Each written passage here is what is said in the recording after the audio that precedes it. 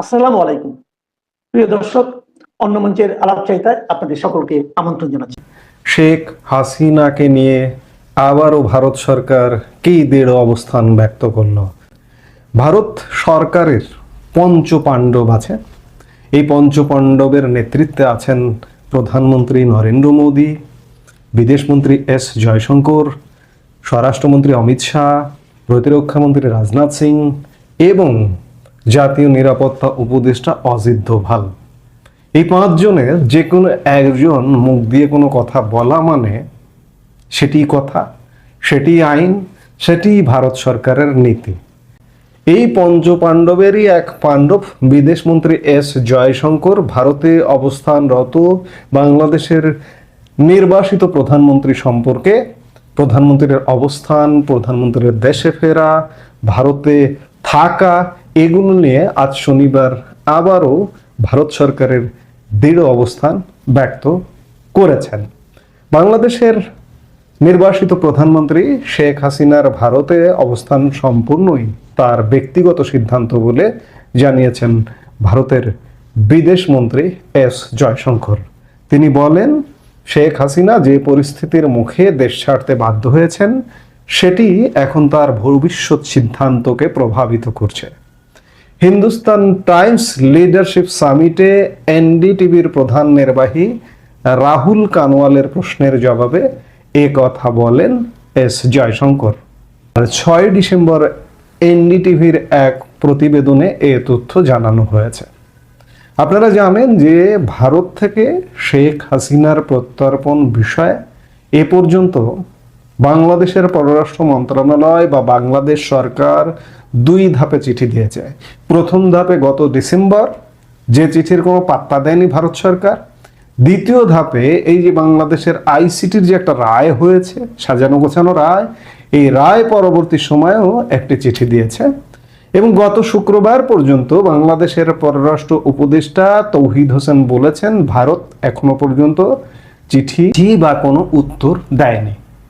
গত বছরের অগাস্টে এক বিশেষ পরিস্থিতিতে শেখ হাসিনা বাংলাদেশ সেনাবাহিনীর সহায়তায় ভারতে আশ্রয় নেন। সে সময় দেশে বিক্ষোভে শত শত মানুষের মৃত্যু হয় এবং হাজারো মানুষ আহত হন। 78 বছর বয়সী শেখ হাসিনাকে গত মাসে ঢাকার একটি বিশেষ ট্রাইব্যুনাল তার অনুপস্থিতি অবস্থাতেই মানবতা বিরোধী অপরাধের অভিযোগে মৃত্যুদণ্ড দিয়েছে। এই মামলাটা ছিল তার সরকারের গত বছরের ছাত্র আন্দোলন দমনের সম্পর্কিত। আজকের এই সামিটের এক প্রশ্নের জবাবে জয়শঙ্কর বলেন, তিনি যে পরিস্থিতিতে এখানে এসেছেন সেটি এখন মূল বিষয়, তার সিদ্ধান্ত তাকেই নিতে হবে। বাংলাদেশের নতুন রাজনৈতিক বাস্তবতার প্রেক্ষাপটে জয়শঙ্কর জোর দিয়ে বলেন, ভারত তার প্রতিবেশী দেশে একটি বিশ্বাসযোগ্য গণতান্ত্রিক প্রক্রিয়া দেখতে চায়। তিনি বলেন, বাংলাদেশে যারা এখন ক্ষমতায় আছেন তারা অতীতের নির্বাচন প্রক্রিয়া নিয়ে আপত্তি তুলছেন। যদি সমস্যা নির্বাচনই হয় তবে প্রথম কাজ হবে একটি সুষ্ঠু নির্বাচন নিশ্চিত করা। খেয়াল করুন জয়শঙ্কর কি বলছেন। এই যে এখন যারা ক্ষমতায় আছেন, ইউনূস সরকার কিংবা তার সঙ্গে যে রাজনৈতিক দলগুলো আছে, তাদের সবচেয়ে বড় অভিযোগটা কি? অভিযোগটা হচ্ছে আওয়ামী লীগ সরকারের সময়ের যে নির্বাচন 2014, 2018, 2024, জয়শঙ্কর বলছেন যে আপনারা ইউনূস সরকার, এইভাবে বোঝাতে চাইছেন জয়শঙ্কর যে আপনারা ইউনূস সরকার কিংবা আপনারা রাজনৈতিক বন্দোবস্ত, আপনারা অতীতের নির্বাচনগুলোকে প্রশ্নবিদ্ধ করছেন।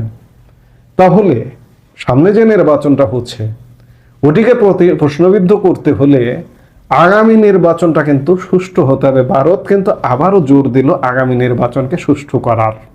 জয়শঙ্কর আরও বলেন, ভারত বাংলাদেশের ভবিষ্যৎ সম্পর্কে আশাবাদী এবং 2 দেশের সম্পর্ক গণতান্ত্রিক মূল্যবোধের ভিত্তিতেই সবচেয়ে ভালো অবস্থায় পৌঁছাতে পারে। তিনি বলেন, আমরা বাংলাদেশের মঙ্গল কামনা করি। গণতান্ত্রিক দেশ হিসেবে আমরা চাই জনগণের ইচ্ছা একটি স্বচ্ছ ও গণতান্ত্রিক প্রক্রিয়ার মাধ্যমে প্রতিফলিত হোক।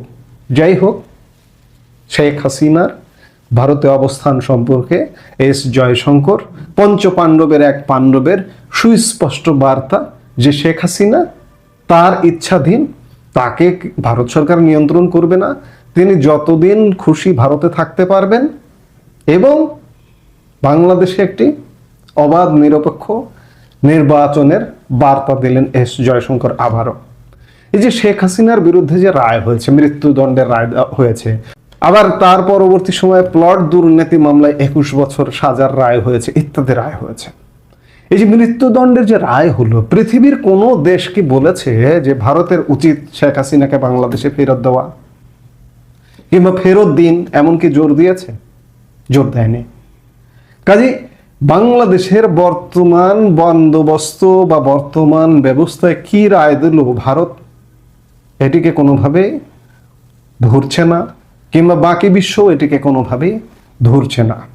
আমি এর আগেও অসংখ্য ভিডিওতে বলেছি যে আপনারা রায় দিতে পারেন, কিন্তু সেই রায় বাস্তবায়ন করা কিংবা শাস্তি কার্যকর করা এটি একটা অসম্ভব একটা ব্যাপার। এবং ভারতে শেখ হাসিনার অবস্থান সম্পর্কে আবারও আমরা আজকে ভারতের দৃঢ় অবস্থান সম্পর্কে জানতে পারলাম যে ভারতের অবস্থান এটাই, আমরা আগে থেকেই জানি যে ভারত কোনোভাবে শেখ হাসিনাকে প্রত্যর্পণ করবে না এবং শেখ হাসিনা এই যে আজকের যে ব্যবস্থা, এই ব্যবস্থায় নিজেও আসবেন না, আসবেন তিনি সেই পাকা ব্যবস্থা করেই।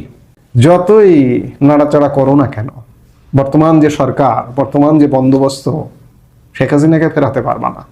আবার যে তোমরা বলছো যে অতীতের নির্বাচনগুলো খারাপ ছিল, প্রশ্নবিদ্ধ ছিল, কিন্তু আজকে এই মুহূর্তে বসে আজকে 6 নভেম্বর বাংলাদেশের অবস্থা দেখে যদি কেউ চিন্তা করেন যে বাংলাদেশ আবারও সেই 2014, 18, 24-এর বিতর্কিত নির্বাচনের দিকেই যাচ্ছে। এখন পর্যন্ত আমরা যেটি দেখছি নির্বাচন হবে না, কিন্তু বলছেন যে আগের নির্বাচনগুলো প্রশ্নবিদ্ধ ছিল, আবার আমরা প্রশ্নবিদ্ধ নির্বাচনের দিকে যাচ্ছি। কি হচ্ছে এগুলো? কি এস জয়শঙ্কর সেটাই বুঝিয়ে দিল। শেখ হাসিনাকেও এইভাবে গোজামেল দিয়ে রায় দিয়ে তাকে শাস্তি কার্যকর করাও যাবে না, তাকে ফেরতও আনা যাবে না, এবং একটা সেই একই স্টাইলের নির্বাচন করলে সেই নির্বাচনও টিকবে না। জয়শঙ্করের বক্তব্যে আবার সেটি বেরিয়ে এলো। ভারত স্বীকৃতি দেবে না, পৃথিবীও স্বীকৃতি দেবে না। ভারত পৃথিবীতে কতটা গুরুত্বপূর্ণ দেখলেন, দুদিন আগে পুতিন ভারত সফর করে গেলেন। মার্কিন যুক্তরাষ্ট্র ভারতের দিকে আবার ধেয়ে আসছে ভারতের সাথে সম্পর্ক তৈরি করার জন্য। কাজে ভারত পৃথিবীতে একটি ফ্যাক্টর, অর্থনীতি, সামরিক শক্তি, বলা যায় পৃথিবীর তৃতীয় শক্তি, তৃতীয় গুরুত্বপূর্ণ দেশ। সামরিক শক্তিতে তো তৃতীয় গুরুত্বপূর্ণ হয়ে গেছে, অর্থনীতিতেও গেল বলে জাস্ট সময়ের ব্যাপার। সেই ভারতের সাথে আংকি পাঙ্কি করে চলবেন, হবে না, সেটি হতে দেবে না ভারত। এই মুহূর্তে এ পর্যন্ত। সবাই ভালো থাকুন।